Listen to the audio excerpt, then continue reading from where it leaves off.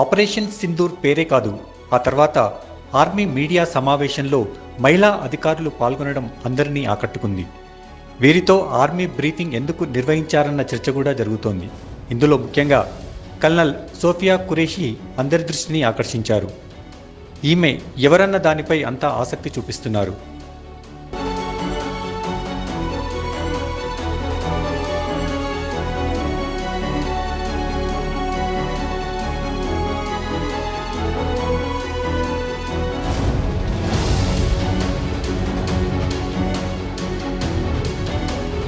Colonel Sophia Qureshi ఎవరు అన్న చర్చ జోరుగా జరుగుతోంది.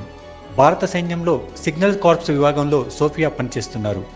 గుజరాత్కు చెందిన సోఫియా జీవ రసాయన శాస్త్రంలో పీజీ చదివారు. ఆమె భర్త మెకనైజ్డ్ ఇన్ఫాంట్రీ విభాగంలో అధికారిగా ఉన్నారు. ఆమె తాత కూడా సైన్యంలో పనిచేశారు. 2016లో నిర్వహించిన ఎక్సర్సైజ్ 418 అనే అంతర్జాతీయ సైనిక గ్రూపులో సోఫియా భారత బలగాలకు నాయకత్వం వహించారు.